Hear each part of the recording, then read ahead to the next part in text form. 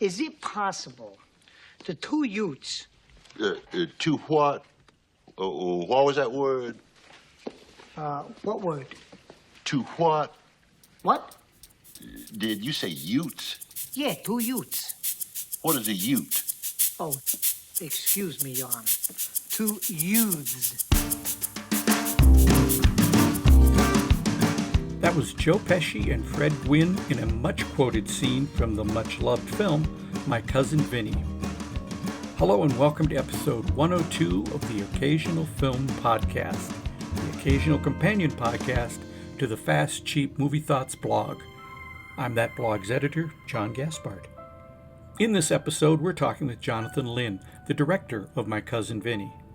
But Jonathan Lynn is much more than that.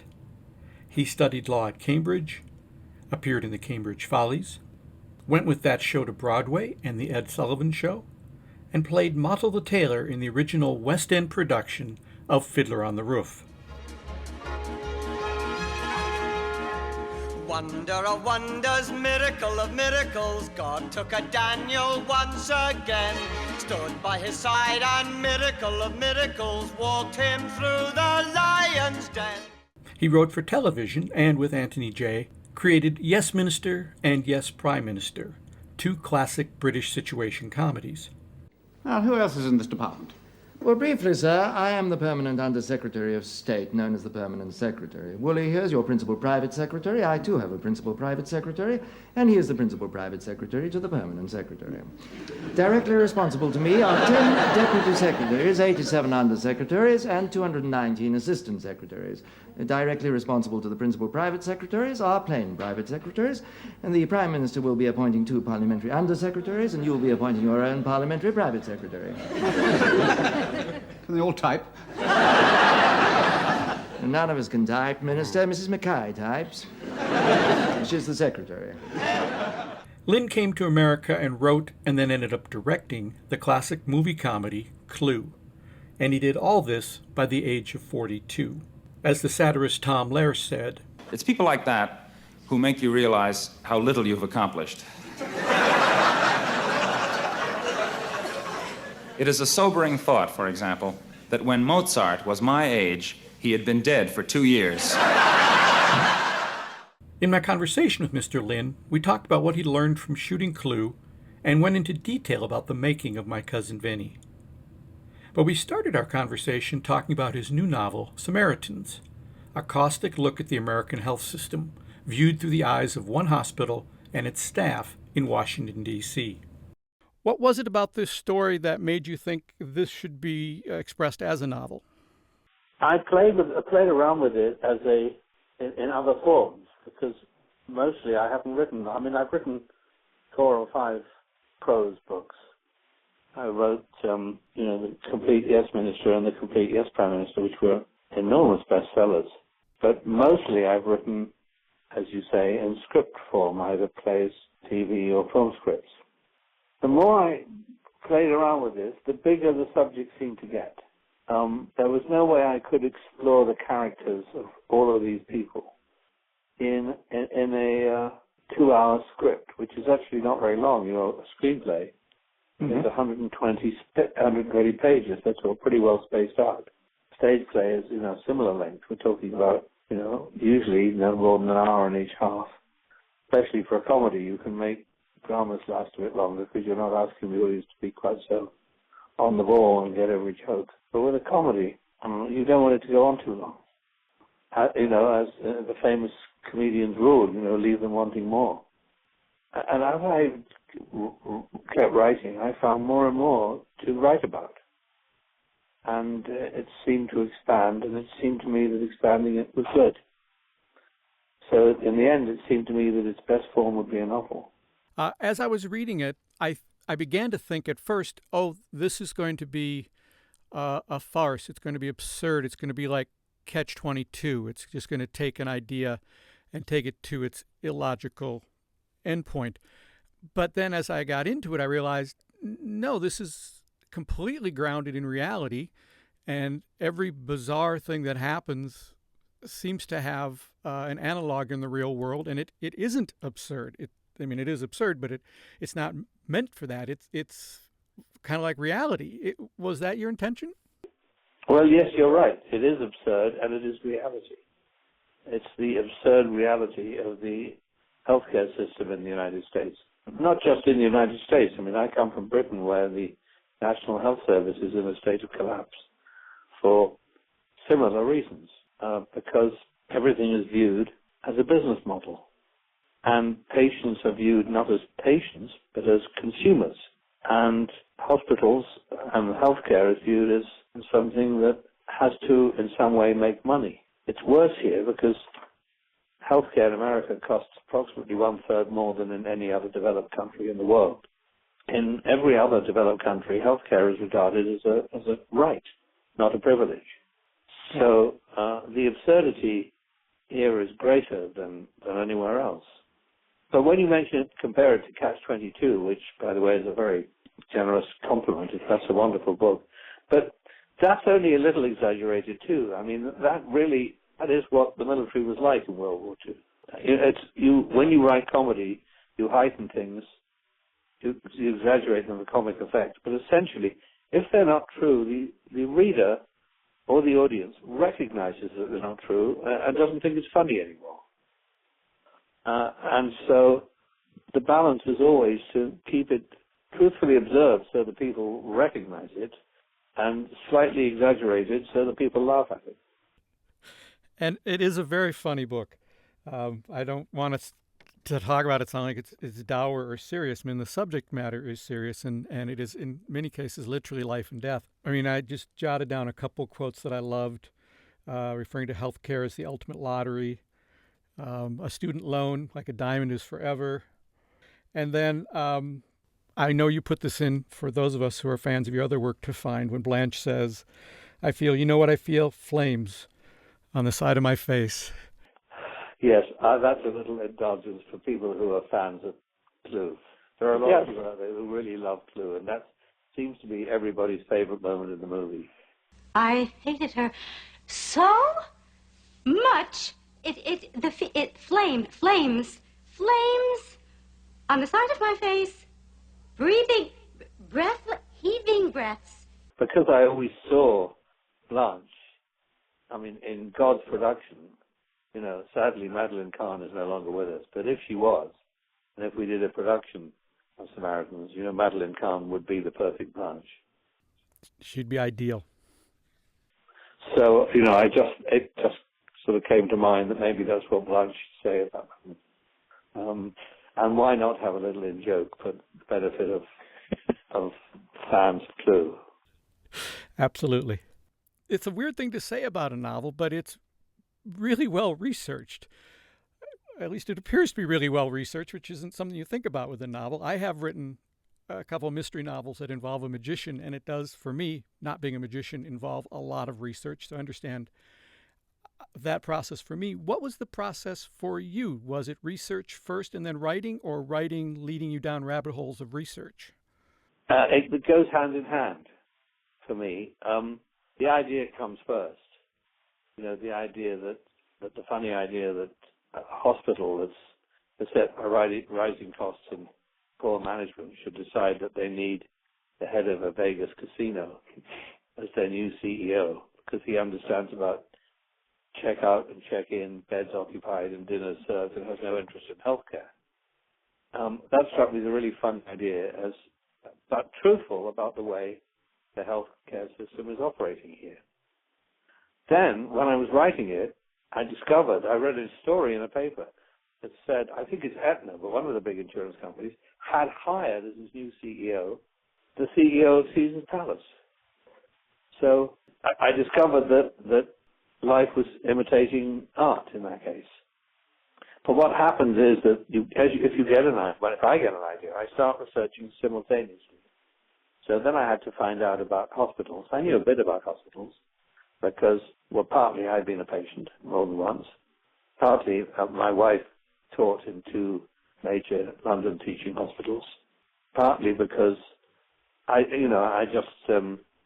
have friends who were doctors and who were very unhappy with the way the system works here. And you start researching and you start talking to friends and acquaintances or people that you get put in touch with, and gradually you discover things that are actually both more appalling and funnier in real life than you would probably ever have thought of if you sat at home trying to make it all up. I've always found that research led me to greater comic possibilities than I had ever thought were there, anything I've ever written. I think humor is about dark subjects because it's about serious subjects. And I know we're also going to talk about My Cousin Vinny in a few minutes, but, you know, that's a perfect example. I mean, that is funny only because of its terrifying implications, that those two kids would have been electrocuted, would have been killed by the state if they hadn't had a peculiarly argumentative lawyer, Vinny. Right. And, you know, so, and what makes that film both funny and compulsive viewing for people is that it is about something terribly serious. It is finally about life and death. It's a film about capital punishment, although people never talk about it in those terms, but that's at the root of it. So the answer to your question is yes, I think that the more serious the subject, the better the comic possibilities. What special pleasure does novel writing give you that you're not getting as a playwright or a screenwriter or a director or an actor? Oh, the pleasure is that I only have to please myself.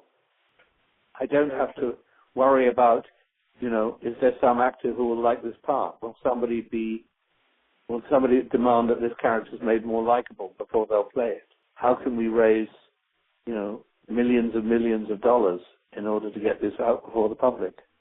There are all kinds of ways of putting you in a straitjacket when you're creating a play or a film or a TV series that are all to do with the fact that they cost so much money, and that therefore you need the approval of producers, directors, executives, star actors, and everybody else about everything. And if you're not very careful, they get compromised out of existence, and that often happens, as you know. And that doesn't happen if you're writing a book. All I have to do is please myself and then hopefully find someone who will publish it. A funny thing happened to William and Stanley on their way to college. At what point did you shoot the clerk? They got framed for murder. Whoa! The other reason for the call Now, was this is the 25th anniversary this year of My Cousin Vinny, and I'm sure you've been involved in other interviews and events about that and will continue.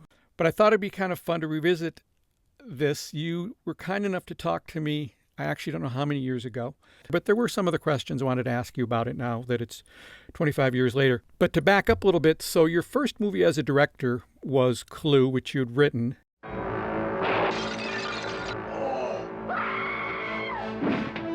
Every person in this room has the perfect motive. Stand back! For murder. What do you mean? Murder. But only one of these suspects is the murderer. And I know you have had before that a lot of experience on stage, both as a director and an actor, but it's a really self-assured directing debut.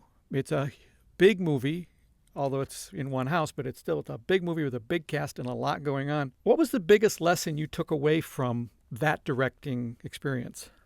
The biggest lesson I took away, although I've not always managed to stick to it, is trust my own judgment and don't be over-impressed by what I'm told by studio executives.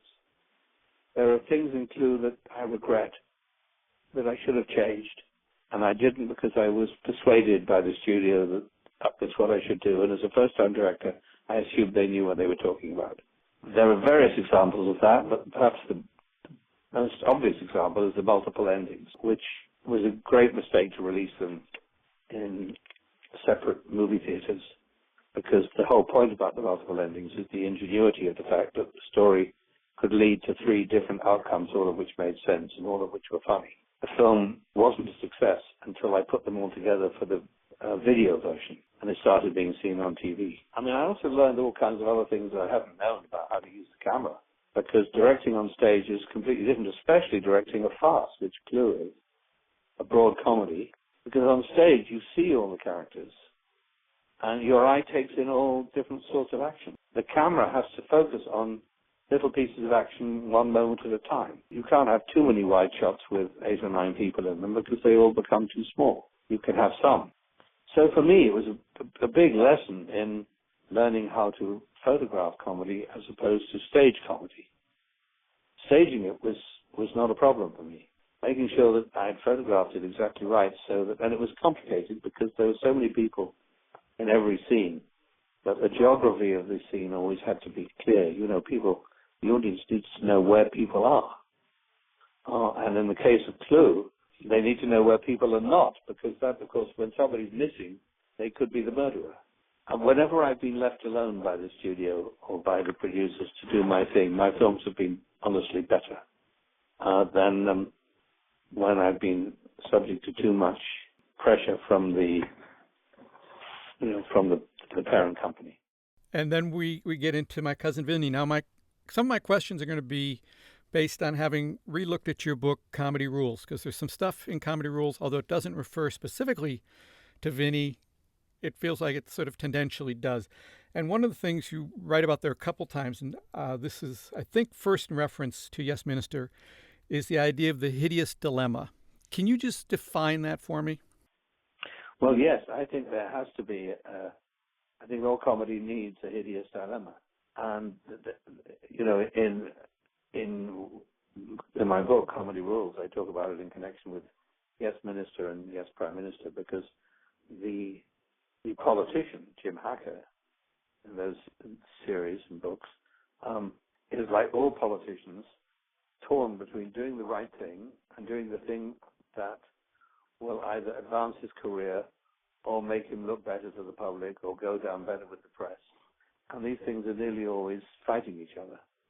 Doing the right thing is often not the safest thing.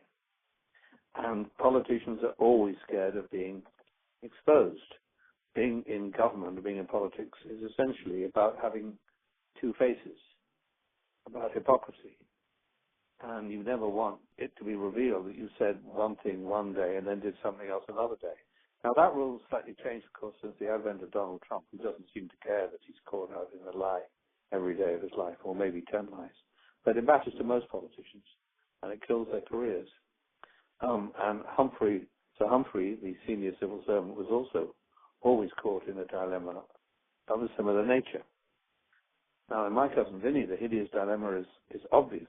The two boys are charged with murders that we, the audience, know they didn't commit. And they have to make a choice. They hire Vinny, who has never conducted a trial. He's only been qualified at the bar for 6 weeks. And he's never done a murder case. It's his first case. Now, didn't I tell you dress appropriately? You were serious about that? The way you handled that judge, oh, you're a smooth talker, you are. It's their last chance. The two Utes. Did you say Utes? Yeah, two Utes. What is a Ute? They have to hire him because they have nobody else. This is a hideous dilemma for them. The hideous dilemma for Vinny is that he knows that if he fails, his cousin will be executed. I mean, what worse situation could he be in? The hideous dilemma for Mona Lisa Vito, Marissa Tomei, is that she's living with this guy who means well but just can't get it right. All of this is what makes it funny. You know, it could have been played as a completely straight drama right out of John Grisham, because all the elements would be the same. It's a trial movie. It's just that comedic choices are made instead of dramatic choices. But you're right. It's why it works. Most trial movies, I don't know, there is another trial movie that's a comedy from start to finish. There are comedies with trial scenes, but most of them are treated rather frivolously. In Vinny, I treated this situation with the utmost seriousness, and I think that's why it's funny, because it's so frightening. Exactly. Another thing you mentioned in the book Comedy Rules that I think applies really nicely here is the concept of it helps to be an outsider, which Vinny clearly is, and that gives you a great way into the story. Did your experience sort of as an outsider, a British director working in America, was that also helpful? When I look at sort of the history of Hollywood movies, one has to assume that is helpful. If you look at the extraordinary number of really good directors who came from Europe mainly, but also from other cultures to Hollywood. I mean, one of the best things about Hollywood, has to be said, that's good about Hollywood, is that it is not at all xenophobic. It welcomes anyone from anywhere. But if you look, I mean, Billy Wilder is my favorite comedy director. He was Viennese.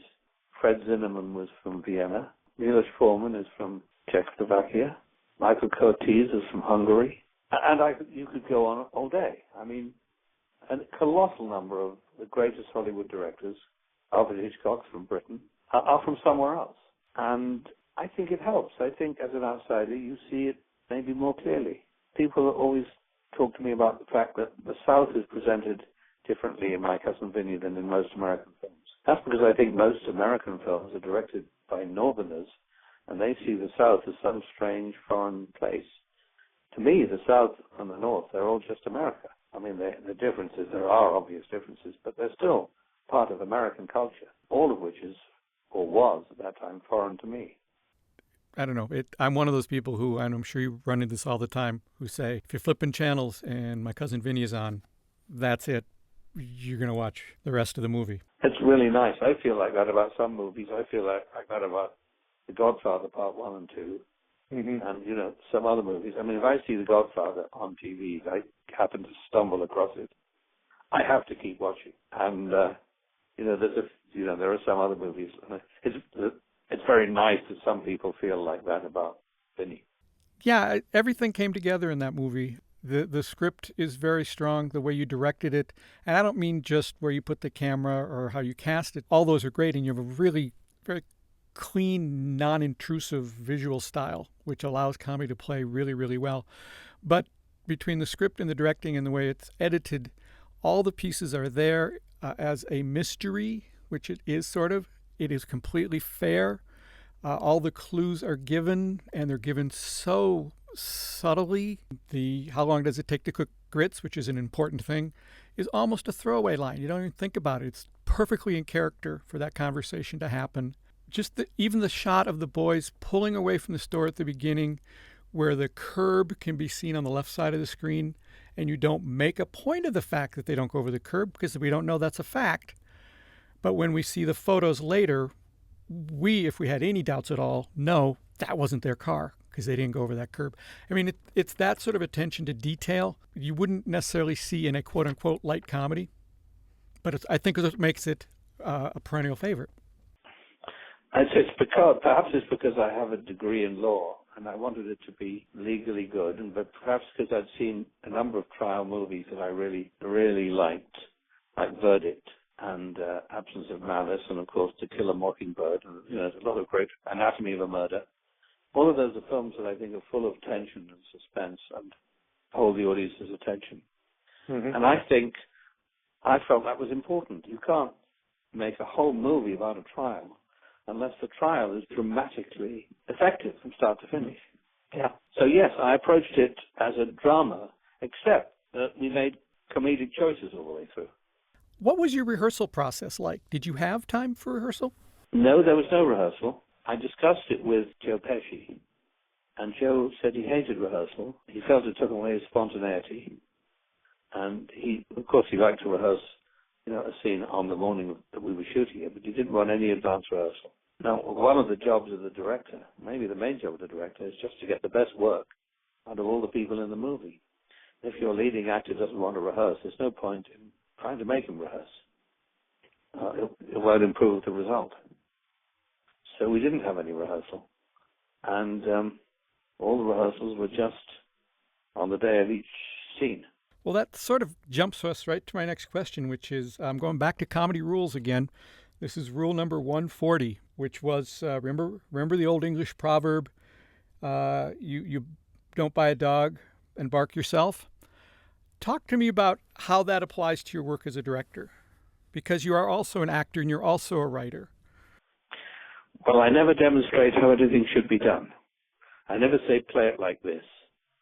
I never say it this way. I assume that the actors that I've got are high-level, skilled professionals.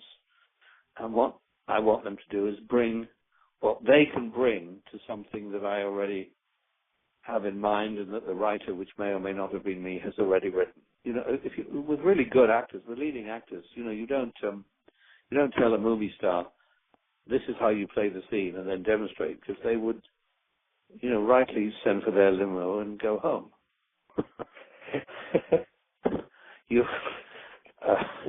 That's not what they're there for. They're there to bring what they can bring to the proceedings.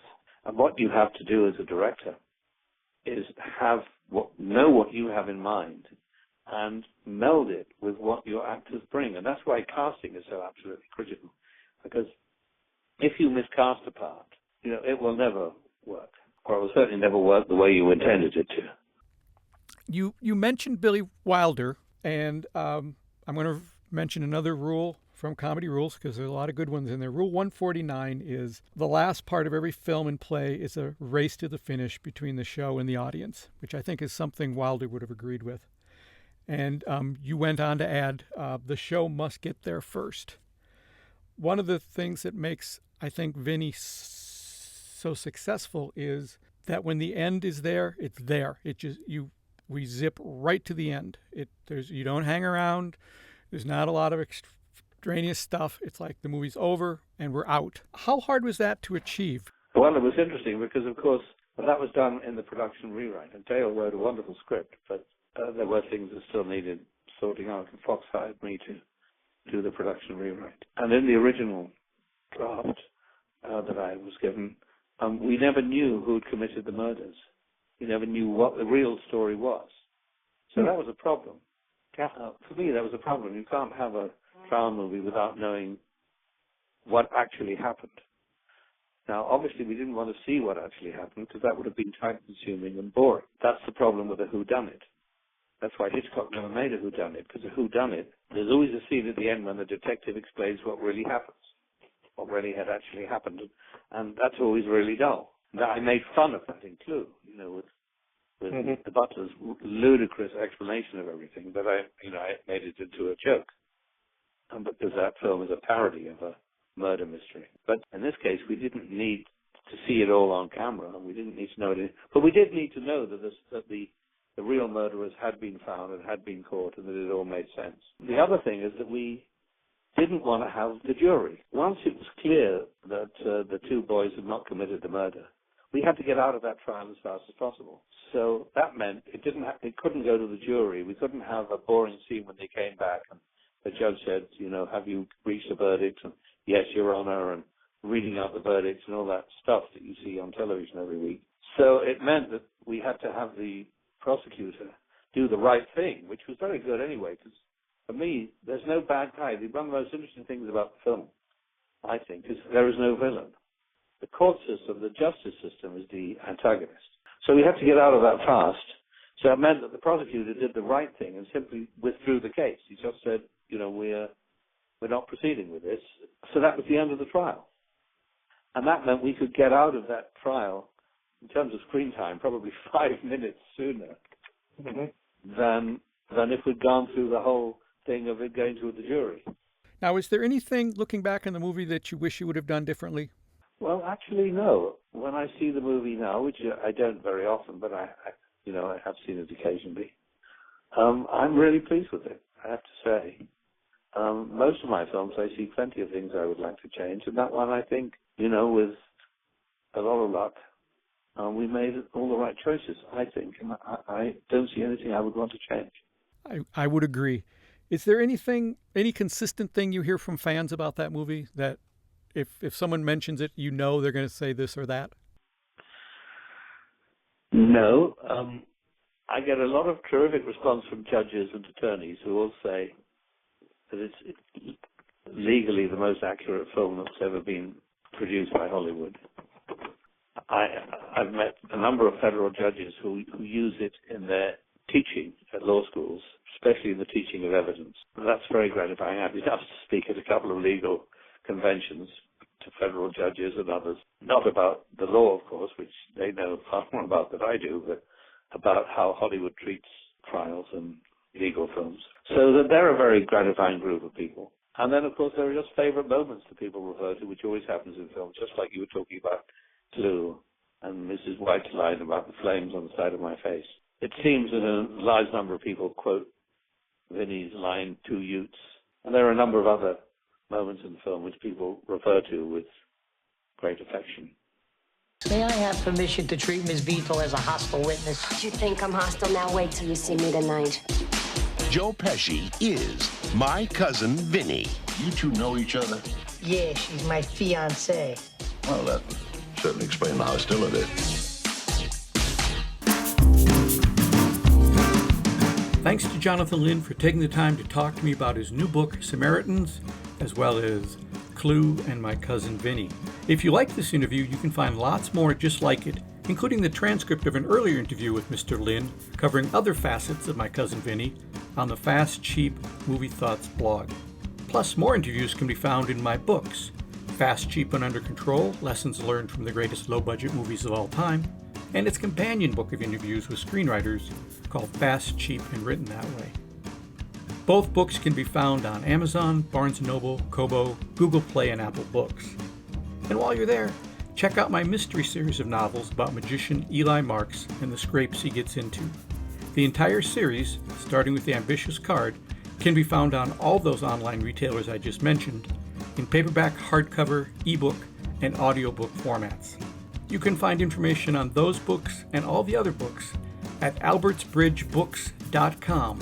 That's albertsbridgebooks.com. And that's it for episode 102 of the Occasional Film Podcast, produced at Grass Lake Studios. Original music by Andy Morantz. Thanks for tuning in, and we'll see you next time.